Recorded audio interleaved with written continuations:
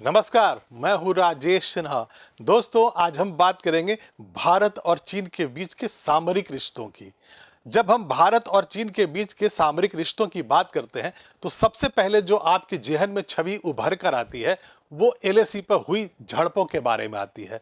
आपके सामने वो तस्वीरें आ जाती हैं जो न्यूज़ चैनल्स में और अखबारों में आपने देखा होगा, किस तरह से जो चीनी सैनिक है वो भारत के इलाके में घुसपैठ करने की कोशिश करते हैं और उस वक्त भारतीय सैनिकों के द्वारा रोके जाने पर दोनों के बीच हिंसक झड़पें हो जाती हैं। या फिर दूसरी जो छवि आती है चीन का नाम सुनते ही आपके जेहन में, वो 1962 में चीन ने जो चालबाजी की थी वो आ जाती है। यानी 1962 में चीन ने हिंदी चीनी भाई भाई कहकर भारत की पीठ पे जो खंजर भोंका था वो आपको आज भी याद आता होगा। ऐसे में अगर आज फिर से हम भारत और चीन के सामरिक रिश्तों की बात कर रहे हैं तो जाहिर है कुछ नया होगा। तो आइए सबसे पहले ये जानने की कोशिश करते हैं कि आखिर ये नया है क्या। इसका जवाब सबसे पहले तो मैं आपको पीछे में इस स्लाइड पर ही देता हूं। यहां पर मैंने लिख रखा है फांस बनेगा डायमंड नेकलेस।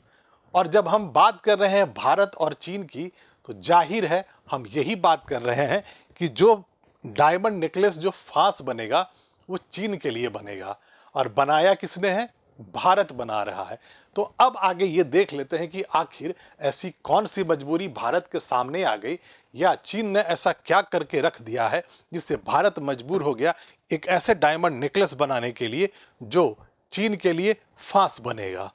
भारत ये डायमंड नेकलेस चीन के स्ट्रिंग ऑफ पर्ल्स के जवाब में बना रहा है।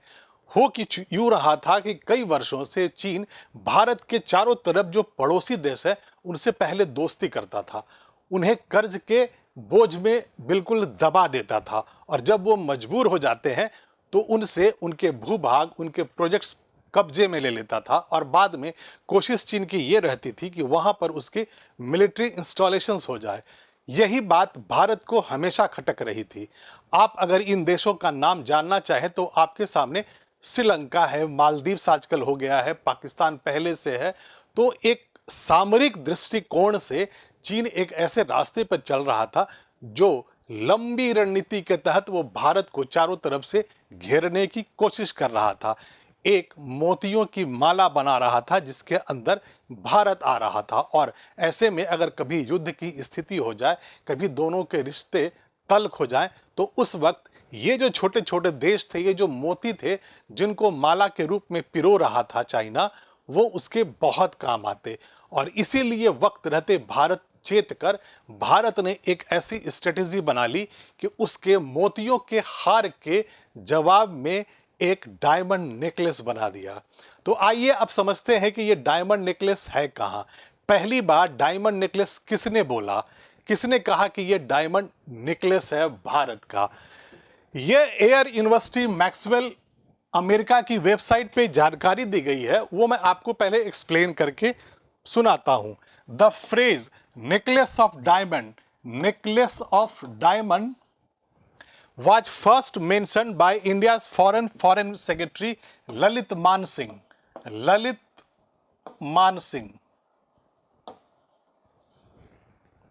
While speaking at a think tank in August 2011 on India's regional strategic priorities. हुआ कुछ यूं था कि 2011 में एक सेमिनार में ललित मानसिंह जो भारत के फॉर्मर फॉरेन सेक्रेटरी थे वो बोल रहे थे और उसी वक्त उन्होंने पहली बार इस डायमंड नेकलेस शब्द बोला था और कहा था कि भारत एक ऐसी स्ट्रेटेजी पे काम कर रहा है जो डायमंड नेकलेस की तरह होगा और वो चीन के लिए फांस बनेगा। फांस उन्होंने शब्द नहीं कहा था, वो मैं कह रहा हूं। उन्होंने कहा था कि ये भारत की स्ट्रेटेजी है कि वो एक डायमंड नेकलेस बना रहा है चाइना के चारों तरफ। To the doctrine of the string of pearls, India has its own doctrine, the necklace of diamonds. ये उन्होंने कहा था कि जो चाइना स्ट्रिंग ऑफ पर्ल्स बना रहा है, मोतियों की माला बना रहा है, उसी के जवाब में भारत अब हीरे का एक नेकलेस बना रहा है। Just as the Chinese are building port facilities, we are trying up naval cooperation with almost all the major powers of the Indian Ocean region. Lalit Mansingh ने वहां ये बोला कि जैसे चाइना बाकी के देशों के साथ अपने रिलेशंस बना रहा है, हम भी यही कोशिश कर रहे हैं कि उस पूरे रीजन में, इंडियन ओशन रीजन में जो मेजर कंट्रीज हैं उनके साथ हमारे ऐसे संबंध बन जाए कि उनके जो पोर्ट्स हैं, उनके जो एयरपोर्ट्स हैं, हमारे रिश्तों के साथ आ जाए। मतलब जब जरूरत जैसी पड़े हम उनके बंदरगाहों का, उनके एयरपोर्ट्स का, उनकी भूमि का उपयोग कर सकें। चीन अपनी स्ट्रिंग ऑफ पर्ल्स रणनीति के माध्यम से हिंद महासागर में भारतीय पकड़ को नियंत्रित करने के लिए अपनी शक्ति का लगातार विस्तार कर रहा है। चीन बांग्लादेश में चटगांव, पाकिस्तान में कराची और ग्वादर बंदरगाह और श्रीलंका में कोलंबो, हम्बनटोटा जैसे रणनीतिक रूप से स्थित स्थानों के माध्यम से भारत को चारों तरफ से घेर रहा है। अब सवाल है कि अगर चीन भारत को चारों तरफ से घेर रहा है तो आखिर वो कैसा दिखता है। आइए मैं आपको मैप पर यह समझाता हूं। ये इंडिया का मैप है, भारत का मैप है, यहां पर चाइना है। अब चाइना यहां पर तो खुद भी है, यहां पर पाकिस्तान है जो उसका हमेशा से पुराना दोस्त रहा है। अब यहाँ पर मालदीव्स है। मालदीव्स में आजकल मौसम बदल गया, वहाँ पर अब भारत विरोधी सरकार आ गई है।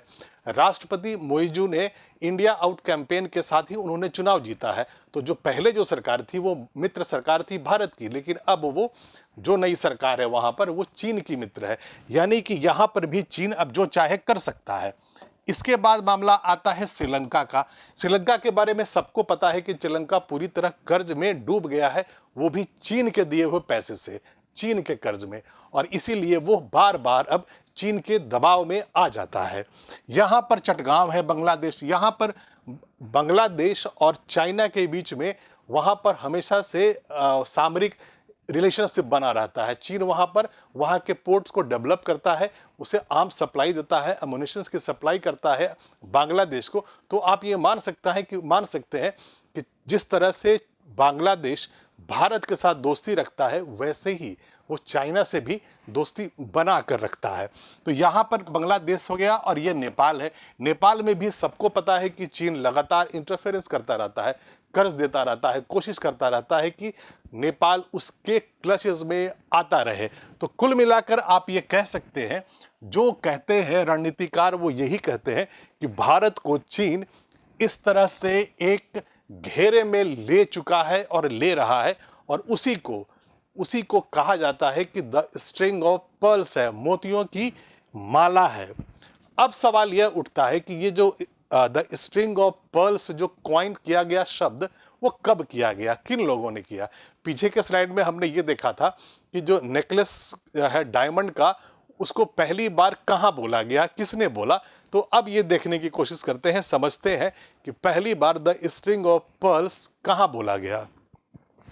The string of pearls is a geopolitical hypothesis proposed by United States political researchers in 2004।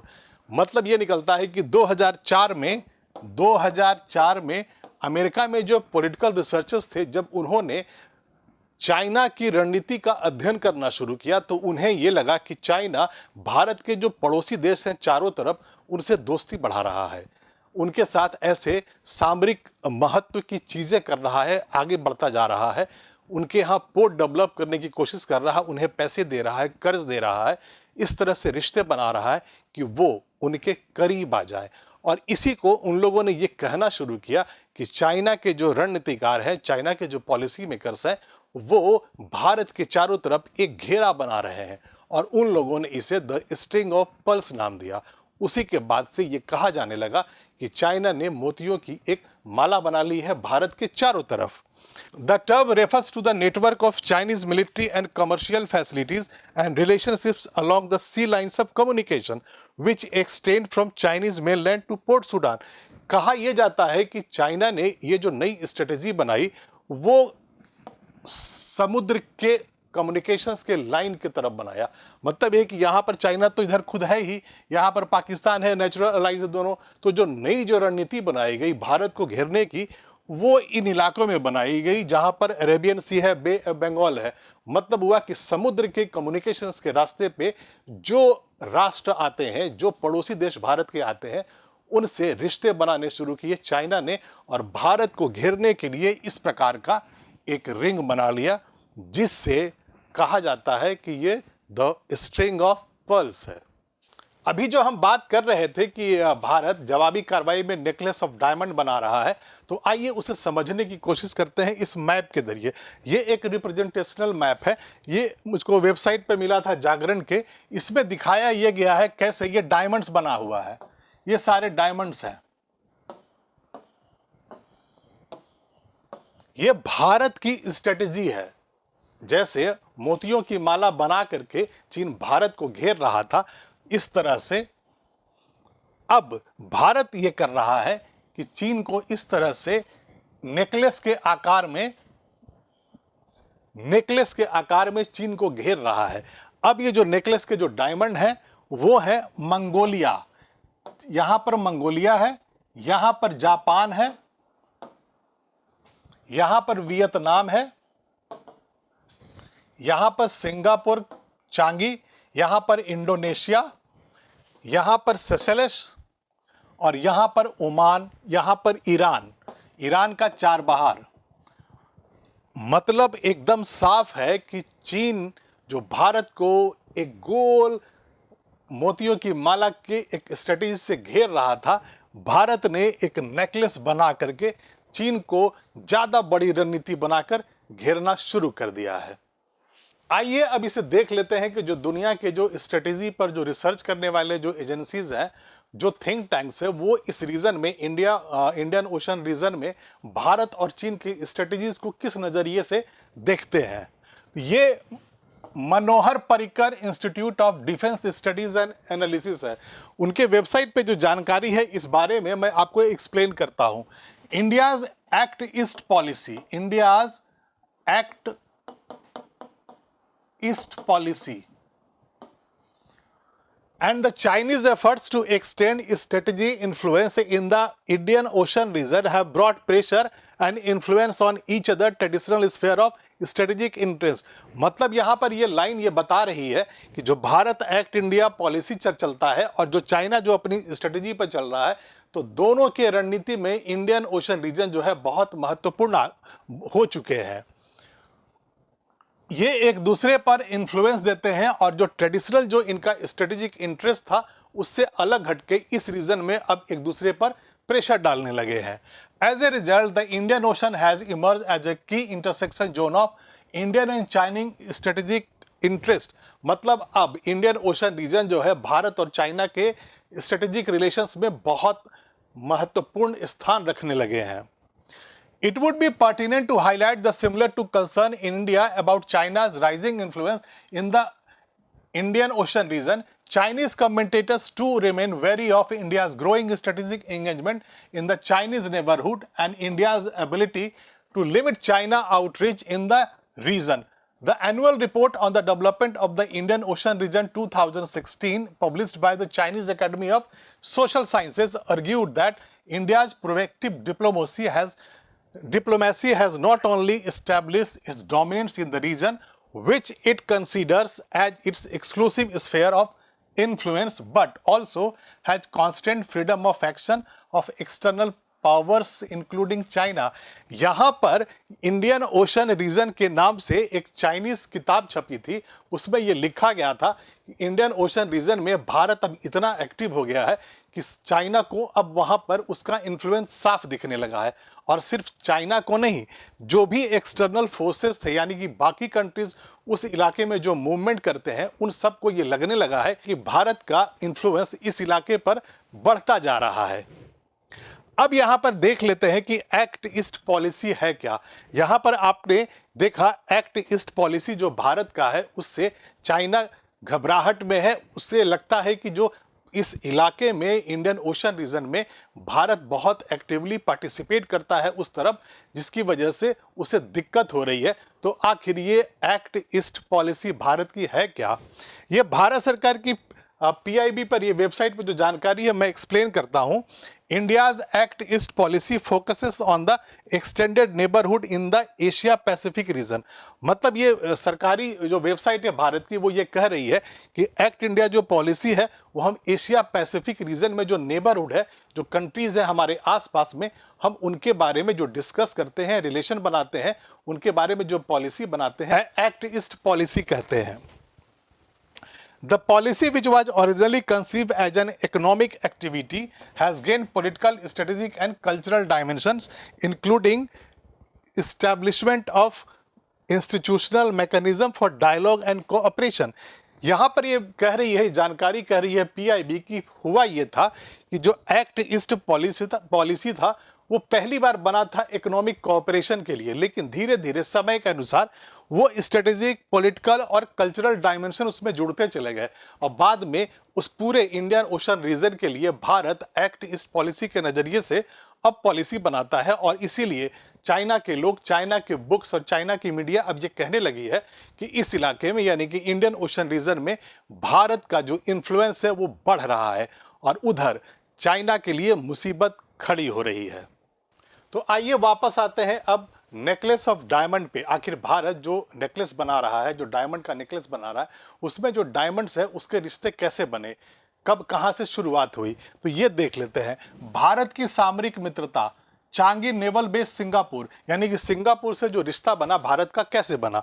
प्रधानमंत्री मोदी ने 2018 में सिंगापुर के साथ एक समझौते पर हस्ताक्षर किए जो भारतीय नौसेना को इस बेस तक सीधी पहुंच प्रदान करती, यानी कि कभी जरूरत पड़ी तो भारत इस नौसेना के बेस को यूज कर सकता है जैसे चाहे, मिलिट्री के रूप में और जैसे भी आपकी जरूरत हो। दक्षिण चीन सागर से यात्रा करते समय भारतीय नौसेना इस बेस के माध्यम से अपने जहाज को ईंधन भर सकती है। वहां पर ईंधन भर सकते हैं आप अपने जहाजों में। सबांग बंदरगाह इंडोनेशिया, भारत को 2018 में सबांग बंदरगाह तक सैन्य पहुंच मिल गई जो मलक्का जल डमरू मध्य के प्रवेश द्वार पर स्थित है और यहां से व्यापार और कच्चे तेल का एक बड़ा हिस्सा इसी क्षेत्र से होकर चीन जाता है। ये वो इलाका है जहां से व्यापार चीन जाता है और उसमें कच्चा तेल भी होता है, तो जाहिर है ये बहुत ही स्ट्रेटेजिक पॉइंट पे है। और भारत ने इस सबांग बंदरगाह इंडोनेशिया से 2018 में ऐसे हस्ताक्षर कर लिए, ऐसे एग्रीमेंट बना लिए कि आपको वहां पर एक्सेस मिल गया है, आप उस बंदरगाह का यूज आप जैसे चाहे अब कर सकते हैं। अब आगे देखते हैं डुकम पोर्ट ओमान। इंडोनेशिया के सबांग पोर्ट के बाद भारत को 2018 में एक और सैन्य पहुंच मिल गई। डुकम बंदरगाह ओमान के दक्षिण पूर्व समुद्री तट पर स्थित है और यह फारस की खाड़ी से भारत के कच्चे तेल के आयात की सुविधा प्रदान करता है। कितना इंपॉर्टेंट है, कच्चा तेल हमारा उस रास्ते से आता है। इसके अलावा नई भारतीय सुविधा दो महत्वपूर्ण चीनी मोतियों, अफ्रीका में जिबूती और पाकिस्तान में ग्वादर के ठीक बीच में स्थित है, यानी कि ये भी एकदम स्ट्रेटेजिक पॉइंट पे है।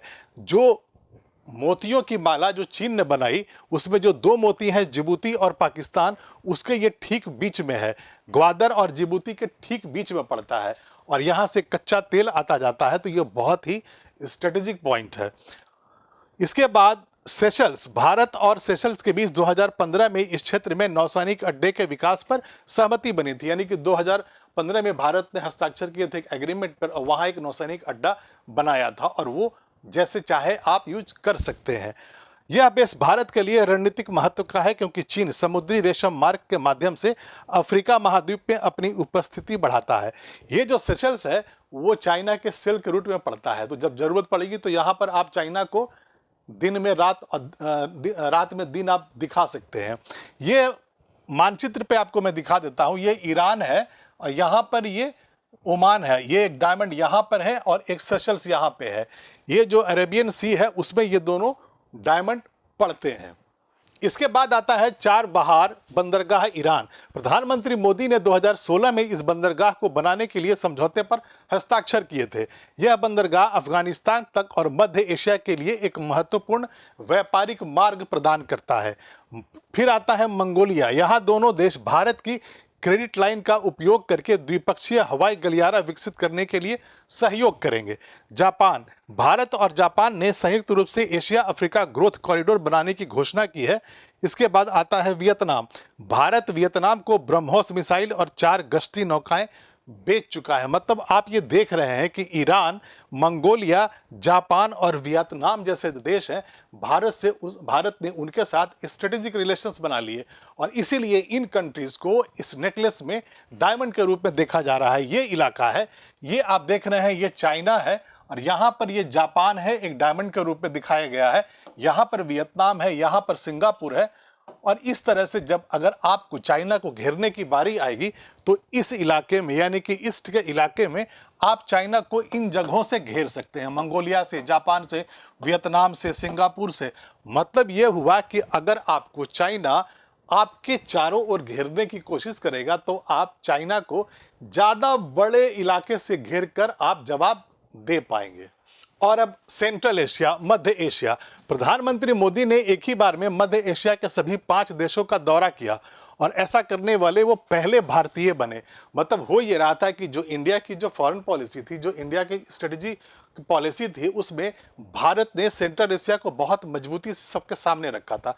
भारत ने जानबूझ के उनसे दोस्ती बढ़ाया और भारत के प्रधानमंत्री नरेंद्र मोदी एक ही बार में सेंट्रल एशिया के 5 देशों की यात्रा पर गए थे, वहां से रिश्ते बना कर आए थे। उनकी यात्रा के बाद 4 वर्षों के भीतर ही सेंट्रल एशियाई जो कंट्रीज हैं उनसे व्यापार दुगना हो गया। मतलब जब भारत के प्रधानमंत्री Narendra Modi in central Asian countries में गए, 5 में जब एक के बाद एक साथ चले गए, उनके लौट के आने के बाद ही 4 वर्षों के बाद ही जो बायलैटरल जो रिलेशंस थे, जो 5 देशों से हमारा जो व्यापार होता था, वो 4 वर्षों के दौरान ही 2 गुना हो गया। इसी आधार पर जानकार ये कह रहे हैं कि भारत ने चीन की परिधि के सभी देशों के साथ संबंध स्थापित कर लिया है और उसका जो पैटर्न है, चीन को जवाबी घेरे में हीरो के नेकलेस के रूप में देखा जा सकता है। ये जो आप तस्वीर देख रहे हैं, ये एक वर्चुअल सम्मेलन हुआ था भारत और 5 जो सेंट्रल एशिया के जो कंट्रीज़ हैं उनके साथ ही भारत के प्रधानमंत्री का एक वर्चुअल कॉन्फ्रेंस हुआ था। उसका इमेज है, ये यहाँ पर रिप्रेजेंटेशनल है, आपको ऐसी रेफरेंस के लिए मैंने यहाँ लगा रखा है। इसमें लिखा हुआ है, prime minister Narendra Modi at the first meeting of India central Asia summit through the video conferencing in new Delhi and जनवरी 27, 2022। 2022 में 27 जनवरी को यहाँ पर एक वर्चुअल कॉन्फ्रेंस हुआ था जिसमें सेंट्रल एशिया के सारे head of the state, head of the government से भारत के प्रधानमंत्री के साथ वर्चुअल उन्होंने मीटिंग की थी। तो ये मैंने यहाँ पर आपको दिखाने के लिए कि सेंट्रल एशिया में भारत किस तरह से अपना प्रेजेंस बढ़ा रहा था, ये एक रिप्रेजेंटेशनल इमेज था। और इस सारी जानकारियों के आधार पर अब ये कहा जा रहा है कि भारत ने चीन को उसी के लहजे में, उसी के तरीके से जवाब देना शुरू कर दिया है। सबसे पहले चीन ने किया कि भारत के चारों तरफ एक मोतियों की माला बनाई और उन मोतियों के रूप में उन देशों को चुन लिया जो भारत विरोधी सरकारें थी, जिनके खिलाफ, जहां पर भारत के खिलाफ मूवमेंट चलाए जाते हैं, जहां पर वो कंट्रीज भारत के होस्टाइल कंट्रीज के रूप में जाने जाते हैं। और इसी के जवाब में तंग आकर भारत ने एक ऐसा नेकलेस बना दिया, डायमंड का नेकलेस के शेप में उन कंट्रीज में ढूंढ लिया जहां पर भारत के जो रिश्ते हैं पहले से बेहतर हो गए। हमारे जो रिलेशंस थे इस आधार पर बन गए हैं कि हम उनके इस्टेब्लिशमेंट्स को, उनके पोर्ट्स को, उनके एयरपोर्ट्स को हम अपनी मर्जी से जब चाहें जिस तरीके से यूज कर सकते हैं। और अगर एक ऐसी परिस्थिति आ जाएगी जहां भारत और चीन के रिश्ते तल्ख हो जाएंगे, अगर युद्ध की स्थिति भी आ जाएगी, तो उस वक्त भारत चीन को नेकलेस के शेप में जो डायमंड्स देश हैं डायमंड्स के रूप में हमने चीन के चारों तरफ पहचान रखे हैं, वहां से हम चीन को करारा जवाब दे पाएंगे। और अभी तक के लिए इतना ही। मैं फिर आऊंगा, ऐसी रोचक जानकारियां आपके लिए लेकर आता रहूंगा, लेकिन आप इस वीडियो को लाइक कर दें और शेयर कर दें। और अगर अभी तक इस चैनल को आपने सब्सक्राइब नहीं किया है तो प्लीज अभी सब्सक्राइब कर ले। तब तक के लिए धन्यवाद।